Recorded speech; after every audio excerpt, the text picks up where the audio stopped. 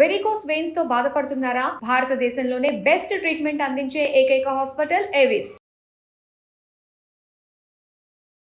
నమస్తే కళ్యాణ్ చక్ర. నమస్తే జయ గారు. నమస్తే కళ్యాణ్ గారు. రమేష్ అనే ఒక పర్సన్ నుంచి మనకు మెయిల్ వచ్చిందండి.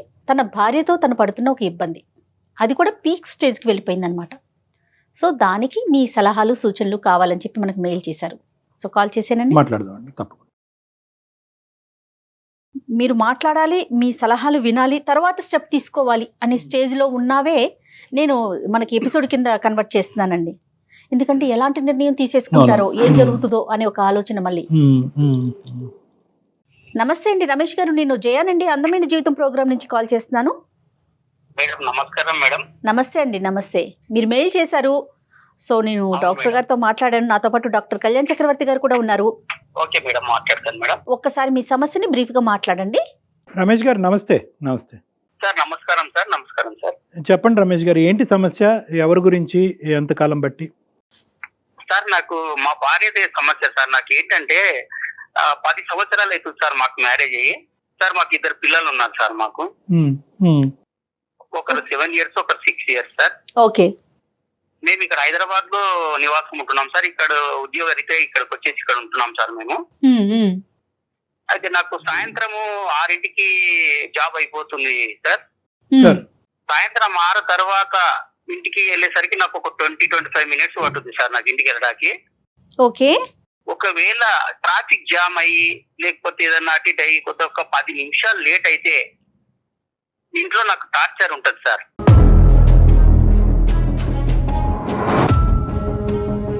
ఏంటంటే ఎక్కడికి వెళ్ళావు, 10 నిమిషాలు ఎక్కడికి వెళ్ళావు నువ్వు, 10 నిమిషాలు ఎక్కడికి వెళ్తారు, ఎందుకు తొందరగా రాలేదు, ఇలాంటి టార్చర్స్ మొదలైతాయి మేడం.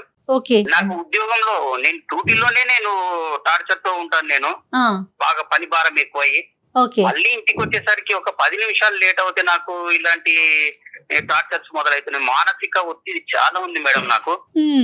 ఒకసారి నేను మామూలుగా ఒక మాట అనేసి నేను డ్యూటీకి వెళ్ళిపోయాను సార్. మార్నింగ్ నేను వెళ్ళిపోయేసరికి మళ్ళీ ఈవినింగ్ వచ్చేసరికి ఇంట్లో ఒక చీటీ రాసి పెట్టి ఉంది, తాళం వేసి ఉంది సార్. నా గురించి వెతకయ్యాను,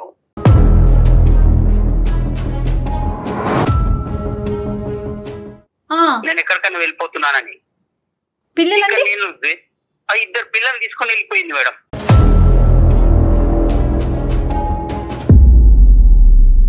కాదు, ఏంటి సార్ సంఘటన? ఏం జరిగింది? దానికి ముందు ఏమైంది? మామూలుగా టీ అడిగాను సార్ నేను. ఆ టీ అడిగిన దానికి కూడా అంటే మామూలు అంతకంటే ముందు రోజు ఏమంటే కొత్త 10 నిమిషాలు లేట్ వచ్చాను సార్ నేను డ్యూటీ నుండి. మళ్ళీ లేట్ గురించి లేట్ అయ్యారనేదే? లేట్ అయ్యే దానికి మామూలు చిన్న చిన్న సమస్యలు సార్. ఇవి పెద్ద సమస్యలు కావు సార్. చిన్న సమస్యలకి అవి పెద్దగా చేసుకొని నాకు మెంటల్ టార్చర్ పెట్టేస్తుంది సార్. ఎక్కడుందండి? వాళ్ళ ఇంటికి వెళ్ళిందా? లేదు సార్, వాళ్ళ ఇంటికి వెళ్ళలేదు సార్. మళ్ళీ ఎక్కడ హైదరాబాద్ లోనే ఉంది సార్. సార్ రైల్వే స్టేషన్లు వెతికాను, తర్వాత ట్యాంక్ బండ్ దగ్గర వెతికాను. అదే కదా మరి, మనుషులు కనిపించకపోతే అది ఎంత కంగారు. నరకం లేండి, అది నరకం. తర్వాత సార్, తర్వాత ఇంకా ఎలాంటివి ఏమైనాయి? నేను టీ పెట్టియమంటే టీ పెట్టడానికి వెళ్ళి మామూలుగా చిన్న గొడవతో స్టార్ట్ అయ్యి మామూలుగా చీర కొంగు మన స్టవ్ పైన పెట్టి పడేస్తుంది సార్.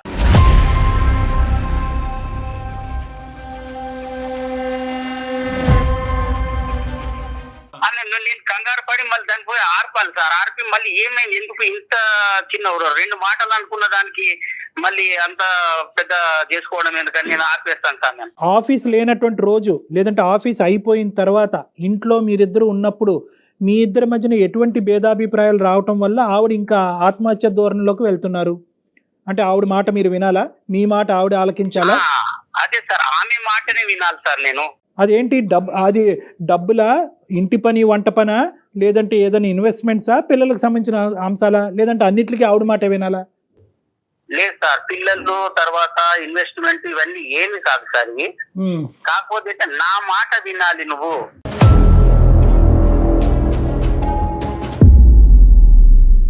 పెళ్ళైన దగ్గర నుంచి ఇంతేనా? పెళ్ళైన దగ్గర నుంచి ఇంతే మేడం. మామూలుగా ఒక 2-3 నెలలు మామూలుగా ఉన్నారు మేడం. ఎన్ని సంవత్సరాలు అవుతుందండి మీకు పెళ్ళయి? 10 సంవత్సరాలు అవుతుంది మేడం. 2 పిల్లలు. ఇప్పుడు మా వాళ్ళు ఉన్నారు సార్. మా వాళ్ళ దగ్గరికి నేను వెళ్ళాను అనుకోండి, మా అక్క చెల్లెళ్ళ వాళ్ళ దగ్గరికి వెళ్తే ఎందుకు వెళ్ళావు అనేటువంటి గొడవ స్టార్ట్ చేస్తారు సార్. వాళ్ళ దగ్గరికి వెళ్ళొద్దు, నేను ఎవరి దగ్గరికి వెళ్ళొద్దు, నేను ఎవరితో మాట్లాడకూడదు. ఎవరితో ఫ్రీగా మాట్లాడినా ఎందుకు మాట్లాడావు, ఈ అనుమానంతో మళ్ళీ ఇంటికి వచ్చిన తర్వాత ఏమన్నారు సార్, మళ్ళీ 10 తర్వాత ఇలాంటి టార్చర్ స్టార్ట్ చేస్తుంది సార్. 10 తర్వాత టార్చర్ స్టార్ట్ చేసిన తర్వాత 11, 12 అవుతుంది సార్ మాకు ఈ గొడవ, చిన్న చిన్న గొడవలు. ఇంట్లోంచి వెళ్ళిపోవటం ఒకటి, చీర కొంగ ఏమొచ్చి స్టవ్ మీద వేసి తను హామ్ చేసుకునేటటువంటిది ఇంకా ఏమైనా ఉన్నాయండి ఇలాగా? ఇంకా ఉన్నాయి సార్. మామూలు వంట రూమ్ లో వెళ్తా సార్, వంట రూమ్ లో వంట చేసుకుంటూ చాకు తీసుకొని కోసేసుకుంటుందండి.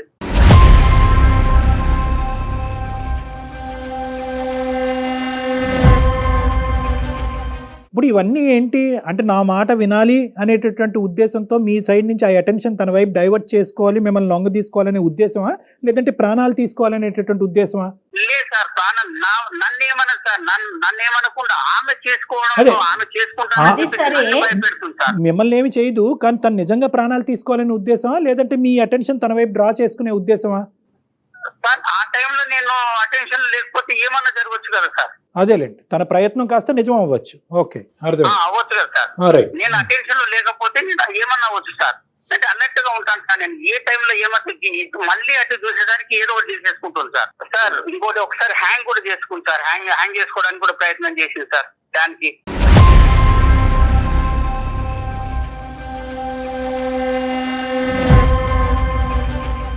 ఆవిడ ఇంత భయంకరమైనటువంటి స్టెప్స్ తీసుకోవడానికి మీరేమి ఆవిడ్ని రెచ్చగొట్టే ప్రయత్నం లేదంటే మాటలతో ఏమన్నా ప్రోత్సహించి ఆ విధంగా ఏమన్నా చేస్తున్నారన్నట్టు మీకేం అనిపించట్లేదా?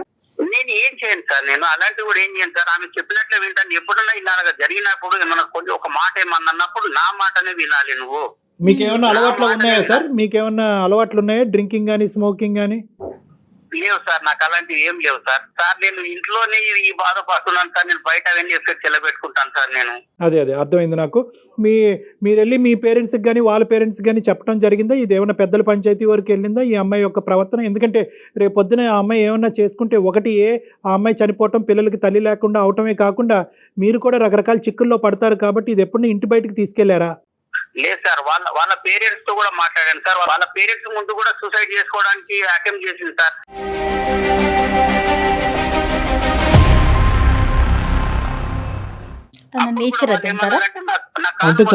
అల్లుడు గారు మీరు కొంచెం మా అమ్మాయిని జాగ్రత్తగా చూసుకోండి అని చెప్పారు సార్. సో తను సరదాగా నవ్వుతూ ఉండే సందర్భాలు ఉంటాయండి ఆవిడకి? ఎప్పుడైనా నవ్వుతూ సంతోషంగా ఉంటాయా, లేదంటే ఎప్పుడు బాధలు, గొడవలు, చనిపోవటానికి థ్రెట్స్ ఇలాంటివే ఉంటాయా?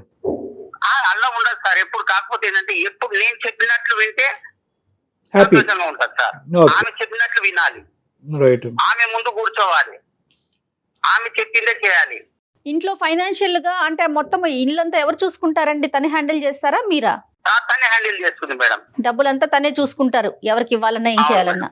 సో ఇంకొక పాయింట్ మీరు ఏం చెప్పారంటే కనుక గొడవ పడతారు కానీ మిమ్మల్ని తిట్టడం కానీ, అసభ్యకరంగా తిట్టడం కానీ, మిమ్మల్ని హాని చేయడం కానీ అవి చేయదు. ఏం చేస్తారు, నన్ను ఏమన్నది సార్. కాకపోతే ఏంటంటే ఆమె ఏమన్నా చేసుకుంటే నాకు భయం సార్. నాకు ఒక మానసికమైనటువంటి ఒత్తిడికి లోనయ్యాను సార్ నేను. ఆఫ్ కోర్స్ అది భయంకరమైనటువంటి నరకం లేండి. ఎందుకంటే ఆఫీస్లో కూర్చోలేరు, ఇంట్లో కూర్చోలేరు, ఎక్కడ నిలబడలేరు. తనకు కావాల్సినటువంటి విధానం భర్త పాటించాలి అంటే కనుక తన ప్రాణాలు తీసుకోవటం గురించి కూడా తను వెనకాడదు. తన బాధ్యత ఏంటి, పిల్లలకి తల్లి ఏంటి, రేపొద్దున నిజంగా తను చేసేటటువంటి అటెంప్ట్ నిజమయ్యి తన ప్రాణాలు పోతే కనుక రేపొద్దున వచ్చే పరిస్థితి ఏంటి అన్నది కూడా అమ్మాయికి అర్థం కావట్లేదు. ఆవిడతో ఏమైనా మాట్లాడదామంటారా? ఆవిడ ఫోన్ ఏమండి మీ వైఫ్ తో ఏమైనా మాట్లాడొచ్చా? మనం డాక్టర్ గారితో మాట్లాడించొచ్చా? వద్దు మేడం. మళ్ళీ నన్ను ఇంటికి వెళ్ళిన తర్వాత నన్ను ఏం చేస్తున్నా నాకు భయం వేస్తుంది మేడం. నాకు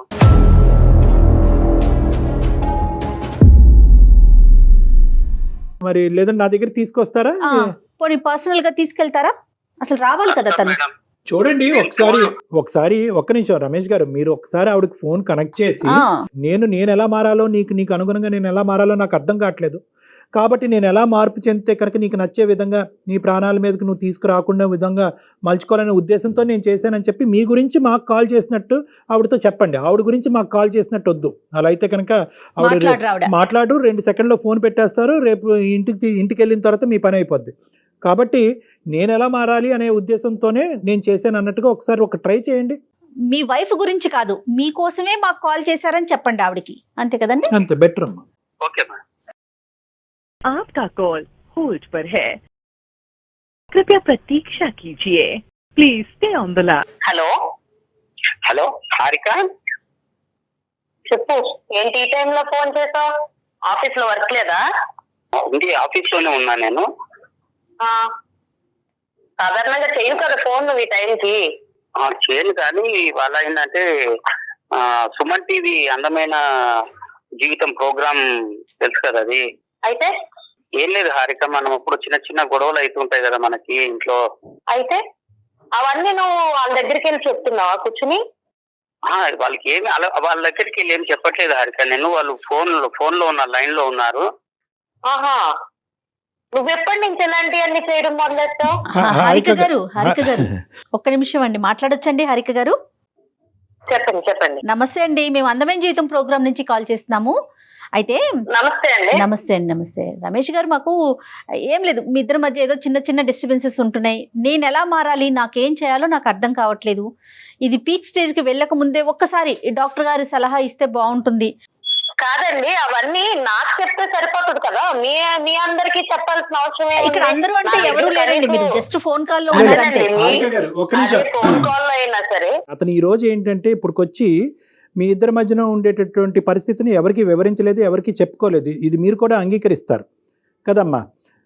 అతను ఏంటంటే అవునండి. ఏదైనా మీ ఇద్దరి మధ్యన 4 గోళ్ల మధ్యనే సెటిల్ చేసుకోవాలి, ఇంటి గుట్టు బయటకు తీసుకెళ్తాం ఎందుకని చెప్పి బహుశా దగ్గర మీ 10 సంవత్సరాల జీవితాన్ని అతను ఈ విధంగానే గడిపాడు. కానీ ఇదే ఫస్ట్ టైం మన ప్రోగ్రామ్ చూసి ఈ ప్రోగ్రామ్ మీద నమ్మకం కలిగి వీళ్ళు ఇన్వాల్వ్ అవుతే కనుక దీనికి ఒక సొల్యూషన్ వస్తుంది అని చెప్పి, అది కూడా ఎలా అడిగాడు, ఏమండి మా ఆవిడకి నచ్చేటటువంటి విధంగా నేను మారాలి అని అనుకుంటున్నాను, ఎన్ని ప్రయత్నాలు చేసినా నేను విఫలమవుతున్నాను, నేను నచ్చే విధంగా మారితే కనుక మా ఆవిడ మానసికంగా ప్రశాంతంగా ఉంటుంది, సో మా ఆవిడ ప్రశాంతత గురించి మా కుటుంబం గురించి నాకు ఒక 2 సలహాలు ఇవ్వండి అంటే, బాబు నీ సైడే చెప్తే మాకేం అర్థం అవుతుంది, ఆవిడకి కూడా ఫోన్ కలిపాయి అంటే అతను భయపడుతూ లాస్ట్ మినిట్లో మేమే కన్విన్స్ చేసి మీకు కల్పించామా, దయచేసి ఈ అంశం మీద అతని మీద మీరు కోప్పడద్దు, అసలు మీరు ప్రాణాలే తీసుకునే పరిస్థితి వరకు ఎందుకు వెళ్తుంది, ఎందుకు ఇన్ని అటెంప్ట్స్ చేశారు, ఏం జరుగుతుందో ఒకసారి చెప్పండి అమ్మా ప్లీజ్, మై రిక్వెస్ట్. ఏం లేదండి, ఇప్పుడు నాకు ఒక్కొక్కరికి ఒక్కొక్క రకంగా వాళ్ళ పైన ప్రేమ ఎలా ఉందన్నది తెలుస్తుంది. ఇప్పుడు నా భర్తకి నా పైన ప్రేమ ఎలా ఉందంటే, నాకు ఇలాంటి చేసినప్పుడు ఆయనలో ఉన్న అసలైన ప్రేమ నాకు బయటకు తెలుస్తుంది. మిగతా అందరూ సినిమాల్లో చూపించినట్టు బయట పై మాట్లాడి అవన్నీ ఉత్తుత్తి డ్రామాలు. ఇప్పుడు భయం వచ్చింది అనుకోండి, లోపల నుంచి ఏమనిపిస్తే అదే కదా బయటకు వస్తుంది, అంతేగాని నటించలేడు కదా, భయం నటించలేడు కదా. సో నాకేదన్నా నచ్చలేదు అనుకోండి, ఇప్పుడు నేను ఏం చెప్తాను, నాతో ఉండమన్నాను, అందులో తప్పేం మాట్లాడా లేదు కదా. నాతో ఉండు, నన్నే చూడు, నాతో మాట్లాడు, నువ్వు మాట్లాడే 10 నిమిషాలైనా నాతో మాట్లాడు, కామెడీ చేస్తా నాతో మాట్లాడు. నేను మా అమ్మగారి ఇంటికి వెళ్ళినా కూడా ఈయన్నే తీసుకుని వెళ్తాను, ఎందుకంటే నాకు అక్కడ కూడా ఒకదాన్ని ఉండడం ఇష్టం లేదు కాబట్టి ఈతో ఉండాలనుకుంటున్నా, అందులో తప్పేమని చెప్పండి. అతను మీతో ఉండాలి అన్నది అతను ఫుల్ఫిల్ చేయలేకపోతున్నాడా, చేయగలుగుతున్నాడా? చేస్తున్నారండి. ఇప్పుడు దాని గురించి కంప్లైంట్ చేయడం ఎందుకని అంటున్నాను నేను. మీకు అవన్నీ కూడా ఒక కంప్లైంట్ లాగా నేను ఇంటికి వెళ్ళినా తీసుకురావాలి, ఇవన్నీ కూడా మీకు చెప్పాల్సినంత ఇది ఉండదు కదా అని నేను అంటున్నా.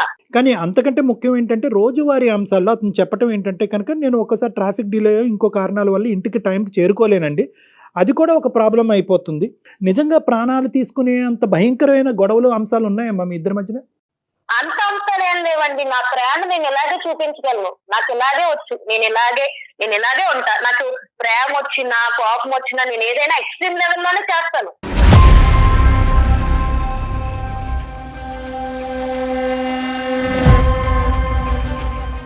నేను అంత సాదాగా నేను అలా లేనండి, చిన్నప్పటి నుంచి నేను ఎలాగే పెరిగాను. మరి దాని వల్ల పక్కన ఉన్న వాళ్ళకి ఇబ్బంది కలుగుతోంది కదండి. అదమ్మా, ఒక నిన్ను హింసించుకోవటం అనేది ఒక అలవాటు ఎలా అవుతుందమ్మా? నిన్ను హింసించుకోవటం, బాధ పెట్టుకోవటం ఎలా అలవాటు అవుతుంది? నువ్వు గీసినటువంటి బొమ్మలాగే నలుగురు అందులో ఉండాలి అనేటటువంటిది ఎంతవరకు పాసిబుల్ అవుతుంది? పోనీ అతను గీసినటువంటి విధంగా నువ్వు ఉండగలవా? ఇక్కడ థింగ్ ఏంటంటేనండి, నేను నలుగురిని ఉండాలని నేను కోరుకోవట్లేదు. ఒకటి, నేను ఆయన పెళ్లి చేసుకున్నాను, ఆయన నన్ను పెళ్లి చేసుకున్నాడు, నా మనిషి అన్న కూడా నాకు తగ్గట్టు ఉండాలన్నది నేను అనుకుంటున్నాను. నేను మా అమ్మ నాన్న వదిలేసి వచ్చినప్పుడు ఇతనే నా ప్రపంచం అనుకున్నప్పుడు నాకు నచ్చినట్టు నేను ఉండాలనుకుంటాను, అందులో తప్పేం లేదు కదండి. ఇంకొకటి, నేను ఎక్కడా కూడా ఏం జరిగినా కూడా నేను అతను ఒక మాట పల్లెత్తి అనలేదు, ఒక రోజు కొట్టింది లేదు, ఒక రోజు ఏమి చేసి తిట్టింది కూడా లేదు. ఏదైనా ఉంటే నన్ను నేను హింసించుకుంటున్నా. అంటే ప్రేమ దక్కించుకోవాలి అంటే కనుక అవతల వ్యక్తిని భయపెట్టి బెదిరించి లొంగ తీసుకుని ఉక్కిరి బిక్కిరి చేసి నువ్వు నన్ను ప్రేమించకపోతే కనుక నేను చెప్పినట్టు నువ్వు వినకపోతే నేను చచ్చిపోతాను అనేటటువంటి మాటలు బట్టే ప్రేమ. అదొకటేనా నీకు తెలిసినటువంటి ప్రేమ, ఒక మనిషి దగ్గర దక్కించుకునే ప్రేమ? నాకు ఇదే తెలుసండి, నాకు ఇలాంటిదే తెలుసు. నా సైడ్ నుంచి ప్రేమ అంటే ఇలాగే ఉంటది, నాదన్నీ ఎక్స్ట్రీమ్ లిమిట్స్ లోనే ఉంటది. మరి తప్పమ్మా, అలా ఉంటది అంటే కనుక రేపొద్దున మీ పిల్లలు కూడా పెద్ద అయిన తర్వాత అమ్మ నువ్వు ఇలా ఉంటే కనుక మేము చచ్చిపోతాం, అమ్మ నువ్వు ఎగ్జామ్ రాయమంటే మేము చచ్చిపోతాను, అమ్మ నేను ఫెయిల్ అవుతే నేను చచ్చిపోతానని చెప్పి మిమ్మల్ని బెదిరిస్తారు. విధానం ఉంటే కనుక మార్చుకోవాలమ్మా. సారీ, మీరేదో చెప్తున్నారు రమేష్ గారు.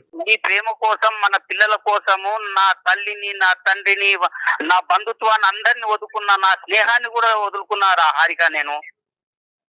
ఇంకా నీకు ఇప్పుడు ప్రేమ పంచాలి నీకు? నేనేం వదులుకోలేదు నీకోసం.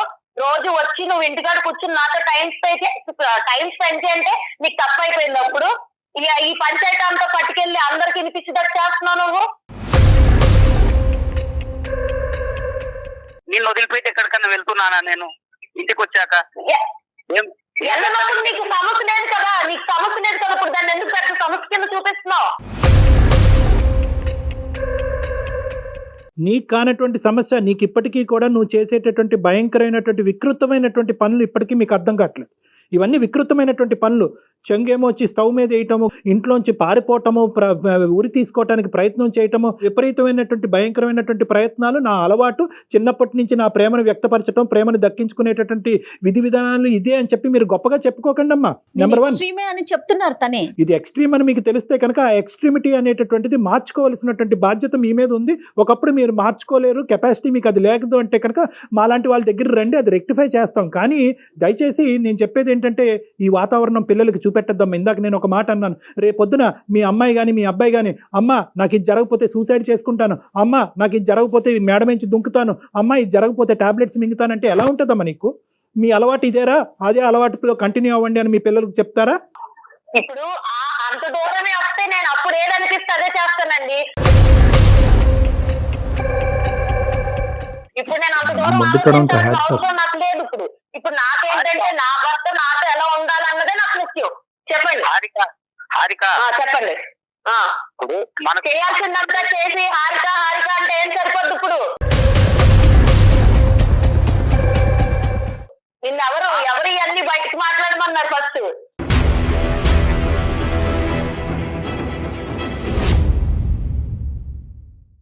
లేదు కాదు హారిక, మనకు పెళ్లి అయి 10 సంవత్సరాలు అయిపోయింది, 2 పిల్లలు ఉన్నారు హారిక మనకి. మన పిల్లలకు నాకు గుర్తులేదా? నువ్వు గుర్తు చేస్తున్నప్పుడు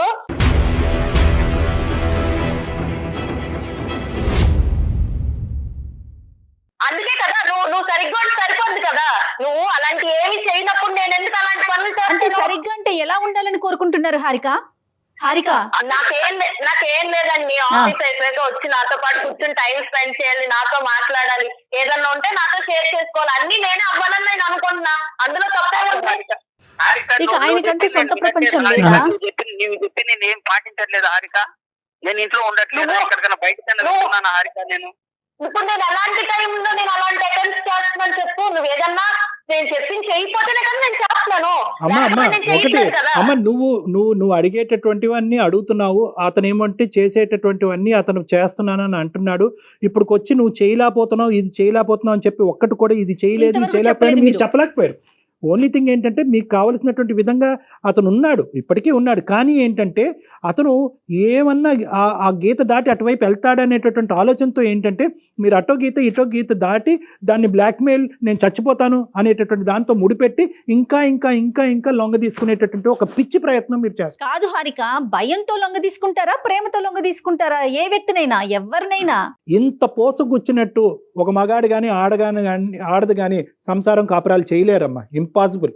అతని వ్యక్తిత్వం బట్టి అతను ఉంటాడు, మీ వ్యక్తిత్వం బట్టి మీరు ఉంటారు. At the end of the day మీ ఇద్దరి మధ్యన ఒక బంధం ఉంటుంది, ఆ బంధానికి ఒక ప్రేమ ఉంటుంది, అంతే. అంతేగాని ఇదేదో 2 1 2 2 2 4 2 3 6 అన్నట్టుగా ఉండదమ్మా.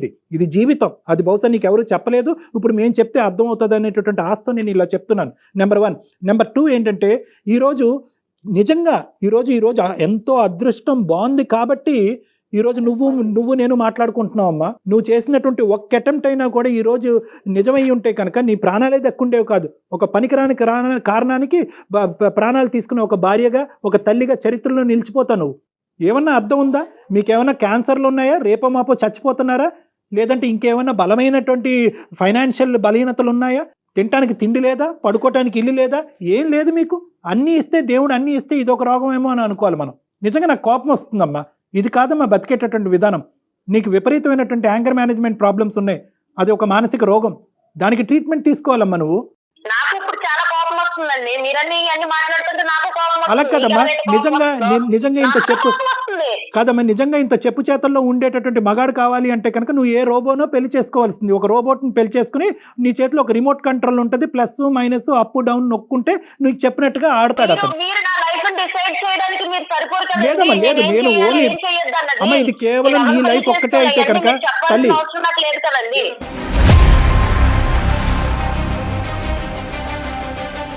నీ లైఫ్ ఒక్కటే అయితే కనుక నేను ఇలా మాట్లాడినమ్మా. నీ లైఫ్, నీ పిల్లల లైఫ్, నీ భర్త లైఫ్, అందరి లైఫ్స్ ఇక్కడ ముడిపడి ఉన్నాయి కాబట్టి నీకు చెప్తున్నాను.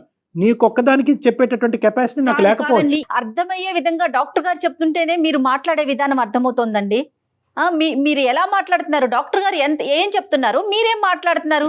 మీరెవరు అని అడుగుతున్నారు. ఏమండి పద్ధతేనా? నాకు ఇదంతా కాదండి. నాకు ఇంకొక పర్సన్ మా రిలేషన్ లో దూరడం నాకు ఇష్టం లేదు.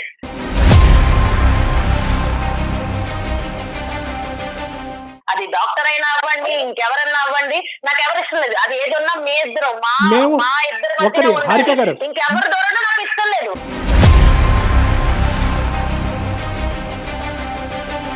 సూపర్, కరెక్ట్ హారిక గారు. ఈ సెకండ్లో మేము ఫోన్ కాల్ కట్టి బయటకు వెళ్ళిపోతాం. మీకు ఒక 1 వీక్ టైం ఇస్తాం. మీ ఇష్యూని రిజాల్వ్ చేసుకుంటారా? మీ ఇష్యూని మీ ప్రాణాల మీద తీసుకొచ్చుకోకుండా, సూసైడ్ చేసుకుంటాననేటటువంటి మాటలు రాకుండా, అటువంటి అటెంప్ట్లు చేయకుండా, ఇంట్లోంచి పారిపోకుండా మీరు మీ ఇష్యూని రిజాల్వ్ చేసుకునేటట్టు అయితే కనుక మాకెందుకమ్మా? మాకు ఇంకో 2000 మీ ఈమెయిల్స్ వెయిట్ చేస్తున్నాయి. మాకు బాబు మాకు హెల్ప్ చేయండి, బాబు మాకు హెల్ప్ చేయండి అని ఇంకో 2000 ఈమెయిల్స్ మాకు పెండింగ్లో ఉన్నాయి. వాళ్ళకి చేసుకుంటాం పోయి. వద్దనుకునే దానికి నీకెందుకు చేస్తాం? నిజంగా నువ్వు వారం రోజుల టైంలో కదమ్మా హారిక గారు, నిజంగా అతను చేసినా మేం చేసినా ఎవరు చేసినా ఒక వారం రోజుల్లో మీ యొక్క ఇష్యూని మీ హస్బెండ్కి మీ పిల్లలకి ఇబ్బంది లేనటువంటి పరిస్థితుల్లో రిజాల్వ్ చేసుకునే కెపాసిటీ మెంటాలిటీకి మీకుందా? ఏది ఉన్నది నేను చూసుకుంటానండి.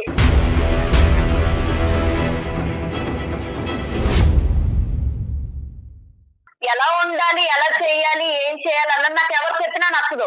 అమ్మా నార్సిస్టిక్ పర్సనల్ అంటారు, అహంకార ధోరణి. వినాలంటే నేను అదే అనుకుంటున్నా. పెళ్ళై నేను వచ్చిన తర్వాత ఇతనే నా ప్రపంచం, ఇతనే నా సర్వస్వం అనుకున్నప్పుడు నేను ఏం చెప్తే ఆయన కూడా ఉండాలి.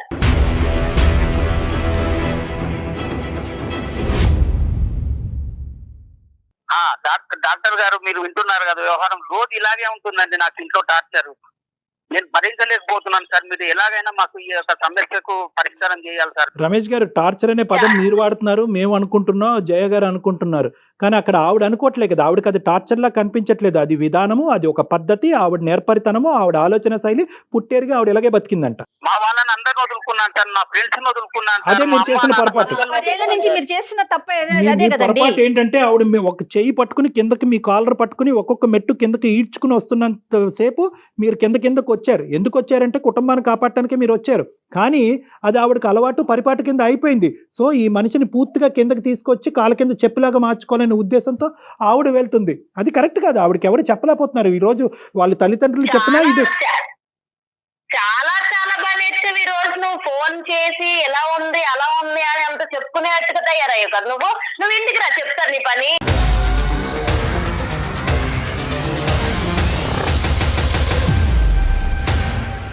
హారిక సారీ అమ్మ మేమేమైనా తప్పుగా మాట్లాడితే క్షమించండి. కానీ ఒక్క నిమిషం ఇంటికి రాస్తే చూద్దాం అని చెప్పి ఈరోజు ఇప్పటి వరకు అతను చూడలేదు అని అన్నావు.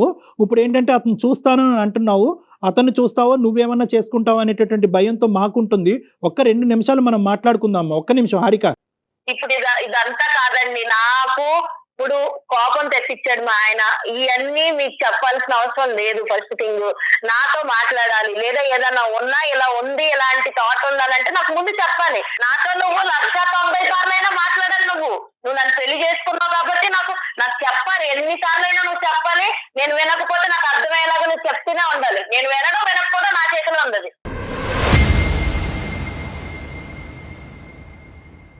అబ్బా హారిక మనకు పెళ్లి పెద్ద మనుషులే కదా, వాళ్ళే కదా మనకు అంతా చేసేది.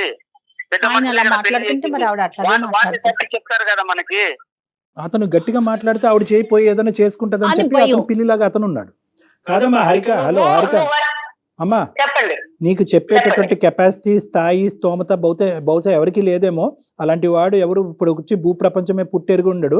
కానీ నేనేమంటున్నానంటే ఒక్కసారి ఇదే పని ఏదైతే కనుక నువ్వు నచ్చక మీ ఆయన ఆత్మహత్య ధోరణి ఇదే రేపు పొద్దున్న ఫ్యూచర్ గురించి నాకు అనవసరం అండి, ఈ రోజు గురించే నేను బతుకుతాను అని చెప్పి ఏదో మాట్లాడుతున్నావు. కానీ రేపొద్దున నీ పిల్లలు ఇదే చూసి అమ్మ మేము కూడా చచ్చిపోతామమ్మా అనేటటువంటి మాట అంటే కనుక అది మీరు ఏకీభవిస్తారా? ఒక ప్రాబ్లం కది సొల్యూషనా? నేను అందుకే అంటున్నానండి, నేను ఫ్యూచర్ గురించి ఇప్పుడు ఆలోచించను. అండ్ ఇంకా మేము ఏం గొడవ పడినా ఏం చేసినా సరే అది మేమిద్దరం ఎక్కువ ఉన్నప్పుడే నేను ఎక్కువ గొడవ పడ్డాను. కానీ పిల్లల ముందు నేను అంత ఎక్కువగా అయితే గొడవ పడిన సందర్భాలు అయితే లేవు. అమ్మా ఇది ఎంతకాలం నీ ఫ్యూచర్ ఎక్కడో లేదమ్మా. నీ ఫ్యూచర్ ఏం 100 కిలోమీటర్ల దూరంలో లేదు. ఇది ఒక 10 రోజుల్లో, ఒక 2 నెలల్లో, 1 సంవత్సరం దూరంలోనే ఉంది. ఇటువంటి ధోరణి నీ పిల్లలకు అలవాటు అవటానికి, ఇటువంటి ధోరణిలో మీ భర్త కూడా మాట్లాడటానికి, లేదంటే ఈ హింస భరించలేక నువ్వు చెప్పి చేస్తున్నావు. అతను చెప్పకుండా చేస్తాడు. అప్పుడేం చేస్తాడు? హారిక నా ఆలోచన అంతా నువ్వు నా పిల్లలే హారిక, మీరే నాకు సర్వస్వం హారిక. నాకు అంత ఆలోచన ఉన్నాడు అయితే నువ్వు ఇట్లా ఫోన్లు కలిపి ఫోన్లు చేయించి మాట్లాడించాడు కాదు. కానీ నువ్వు మాట్లాడుకో, నువ్వు చేసినంత చూసాను, నువ్వేం చేసావు కూడా నాకు అర్థమైంది. నీకు ఎంత సంధిస్తే నువ్వు ఎలాంటి పనులు చేస్తావో కూడా నేను ఊహించగలను.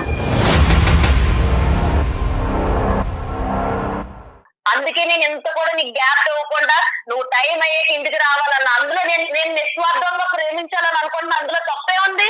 నీకు అది ఇబ్బంది అయిపోతుందా? నాకు తెలియక అడుగుతున్నాను. కాదు హారిక, నేను కాదని ఎక్కడికన్నా వెళ్ళానా రాధిక? నేను ఎక్కడికన్నా వెళ్ళానా? కంప్లైంట్ లేనప్పుడు నీకు వెళ్ళనప్పుడు, నీకు కంప్లైంట్ లేనప్పుడు ఇప్పుడు ఎందుకు దాన్ని పెద్ద కంప్లైంట్ కింద చూపిస్తున్నావు? మరి కాదు హారిక, నువ్వు చెప్పినట్టే వింటున్నాను కదా హారిక. ఏంటన్నా నువ్వు చెప్పినట్టే వింటున్నాను? నువ్వు ఆవిడ టీచరు, నువ్వు స్టూడెంటా? బాగుందయ్యా మీ స్కూలు. ఇదంతా కాదు, నేను చెప్పినట్టు వింటున్నాను అని అంటావు. మరి ఆవిడ చెప్పినట్టే విను. మాకెందుకు ఫోన్ చేసావు? ఇక్కడ కర్ర ఎరగకూడదు, పాము సాగకూడదు అంటే ఎలాగా? మేము గట్టిగా చెప్తుంటే నువ్వేమో ఆ అమ్మాయి కాళ్ళ వేళ్ళ పెట్టుకుని బతుమాలుతున్నావు. సరే నీ భయాలు నీకు ఉండొచ్చు, ఇంటికి వెళ్ళేటప్పటికి ఆ అమ్మాయి ఏమవుతుందో అనే భయం నీకు ఉండొచ్చు. కానీ ఈ సమస్యకి పరిష్కారం ఎలాగా? ఆ తల్లిదండ్రులు చెప్పలేరు, ఎదురింటోళ్ళు పక్కింటోళ్ళు చెప్పలేదు, ఒక డాక్టర్ గారు, ఒక సీనియర్ యాంకర్ గారు చెప్పలేరు. ఇంకెవరు చెప్తారు? ఆవిడకి ఎవరో ఒకరు చెప్పాలి కదా. మేము ఒక విధంగా తీసుకెళ్తుంటే నీ కాలు పట్టుకుంటా, నీ పాలు పట్టుకుంటా, నువ్వు సమయం అంటే ఏంటి? హారికాని నువ్వు చూసుకోకపోవటం కాదు, హారికానికి అవసరానికి మించి నువ్వు చూసేసుకున్నావు.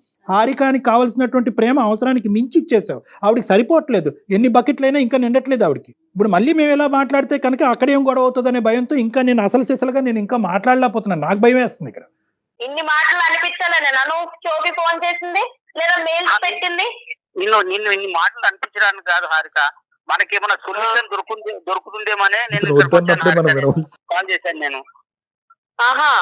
సొల్యూషన్ రా, ఇంటికి రా, నేను చూపిస్తాను నీకు సొల్యూషన్ ఏంటో.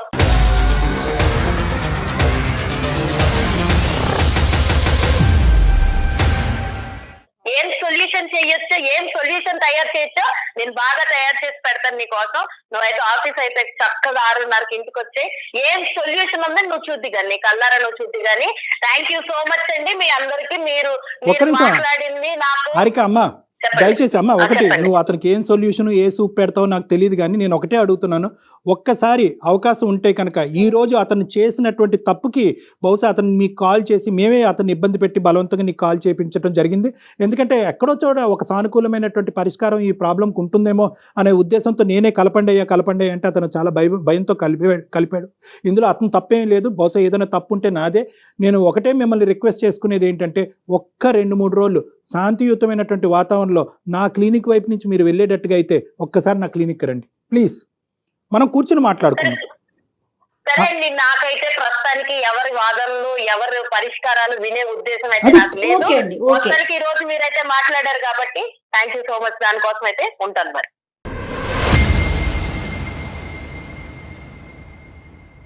ఉన్నారండి, మీరున్నారా? ఉన్నాను మేడం. బాగా అర్థమైంది లేండి మాకు మీ పరిస్థితి. 10 ఏళ్ల నుంచి మీరు ఎంత బాధ అనుభవిస్తున్నారు. తర్వాత ఆవిడ అలా మీరు ఇలా ఉండబట్టి ఆవిడ అలా మాట్లాడుతుందేమో. అదొక పాయింట్. రెండోది ఏంటంటే నేను ఇన్ని త్యాగాలు చేసేసాను, అన్ని త్యాగాలు చేసేసాను. మీరు ఎన్ని త్యాగాలు చేసినా కూడా at the end of the day ఈ సమస్యకి పరిష్కారం అయితే లేదు కదా. కాబట్టి మీకు అర్థం అవ్వాల్సింది ఏంటంటే మీరు మీలాగా బతకటం అనేటటువంటిది కూడా ఇంపార్టెంట్. మీరు త్యాగాలు అనే ధోరణిలో వెళ్తూ మిమ్మల్ని మీరే మర్చిపోయేటటువంటి విధంగా ఆవిడ కాళ్ళ కింద ఒక ఇదిగా మారిపోవటం అనేది కూడా కరెక్ట్ కాదన్నది ఇప్పుడు అర్థం అవుతుంది. మీరే తెలిసి తెలియకుండా ఆవిడకి నేను లొంగ తీసుకునే కొద్దీ ఇంకా తొక్కే కొద్దీ మా ఆయన ఇలా అవుతాడు అనేటటువంటిది అలవాటు చేశారు. ఇక్కడ మీ జుట్టు అందించేశారు, జుట్టు అందించారు. ఇప్పుడు ఏంటంటే టూ లేట్. ఇప్పుడు ఇదంతా మాట్లాడుకో మొక్కగా ఉంది మానే వంగునా అని అంటారు. సో ఇదంతా టూ లేట్. స్టార్టింగ్ లోనే ఏంటి నువ్వు చేసేటటువంటి డామినేషన్ ఇది కరెక్ట్ కాదు. నా ఫ్యామిలీ అని నా ఫ్యామిలీ కోసం చేశాను సార్ నేను ఇదంతాను. చేశారు కానీ ఫలితం ఏది? ఆ బకెట్ ఎక్కడ నిండింది? ఆ సంతృప్తి ఎక్కడొచ్చింది? ఇంత చేసినా కూడా ఆవిడ నోట్లోంచి ఒక్క పదం వచ్చిందా? ఏమయ్యా నాయన నువ్వు ఇన్ని చేసావు, ఇన్ని త్యాగాలు చేసావు అని ఒక్క మాట వచ్చిందా? కానీ నెగిటివ్ గా కూడా ఏం చెప్పలేకపోతున్నారు కదా కళ్యాణ్ గారు. అక్కడ నెగిటివ్ గా లేదు. ఆవిడ చెప్పేది ఏంటంటే ప్రేమ దక్కించుకోవటం అనే దానికి ప్రాసెస్ ఇదేనంట. అంటే ఏంటంటే అవతల మనిషి ప్రేమించకపోతే ప్రేమ ఇవ్వలేనేమో అనేటువంటి భయంతో అతన్ని పిండి భయపెట్టి అతనిలో ఒక బెదిరింపు చేసి ఆ ప్రేమ తనకు తాను హామ్ చేసుకోవటం అనేటటువంటిది కూడా ఏంటంటేనమ్మా ఇక్కడ చాలా వరకు చనిపోవాలి అనే ఆలోచన కాదు. ఇది బెదిరించేటటువంటి ధోరణే. కానీ ఇందాక రమేష్ గారు అన్నట్టు ఆ బెదిరింపు కాస్త నిజం అవ్వచ్చు. ఏదైనా అవకాశం ఉంటే ఒకసారి డాక్టర్ గారి దగ్గరికి వచ్చి కలిసే ప్రయత్నం చేయండి. మీ వైఫ్ ని తీసుకొని అంత అవకాశం ఇస్తారా మీకు? ప్రయత్నం చేస్తాను మేడం. డెఫినెట్ గా ఇదైనా ప్రయత్నం చేయండి. ఈ విషయాన్నైనా డాక్టర్ గారి దగ్గరికి తీసుకెళ్లేదైనా చాలా సిన్సియర్ గా గట్టిగా ప్రయత్నం చేసి ఆయన దగ్గర కూర్చోబెట్టండి. ఆయనతో మాట్లాడిన తర్వాత అంటే డైరెక్ట్ గా ఫేస్ టు ఫేస్ మాట్లాడేటప్పటికి కొంచెం ఆలోచనలు మారుతాయి కదా. తప్పకుండా ప్రయత్నం చేస్తాను మేడం. నేను రిక్వెస్టింగ్ గానే మాట్లాడండి. అవసరమైతే ఓ 2 అపాలజీలు చెప్పండి. అలాగే సార్, అలాగే రైట్ అండి. ఓకే రమేష్ గారు, అసలు సమాజం గాని కుటుంబ సభ్యులు గాని ఎవరు తోడుంటారండి ఇలాంటి క్యారెక్టర్ కి? ఫైనల్ గా చాలా మంచి ప్రశ్న అడిగారు. ఫైనల్ గా ఇలాంటి వాళ్ళ జీవితాలు ఏకాకిలు అయిపోతాయి. ఎవ్వరు ఉండరమ్మా, సంబంధికులు ఎవరు ఉండరు. తిరిగి చూస్తే ఎవరు కనిపించరు. తల్లిదండ్రులు ఆల్రెడీ డిశ్చార్జ్ అయిపోయారు. భర్త ఎంతో కాలం ఉండడు. ఇలాంటి వాళ్ళతో మనం ఇది రెక్టిఫై చేయకపోతే పిల్లలకి ఏముంది అంత ఓపిక వరకు పిల్లలు ఎందుకు? అమ్మ నీ తిండి అక్కర్లేదు, మా తిప్పలేదు, మేము పడతాం అని చెప్పి తొందరలోనే వాళ్ళు దండం పెడతారు. సో ఇలాంటి వాళ్ళు ఖచ్చితంగా ఏకాకిలు అయిపోతారు. దేవుడి దేవల్ల మీ దాకా కౌన్సిలింగ్ వస్తే బాగుంటుంది. నేనైతే మన ప్రోగ్రామ్ ద్వారా అది కోరుకుంటున్నానండి. చూద్దాం మేడం, చూద్దాం. రైట్, నమస్తే.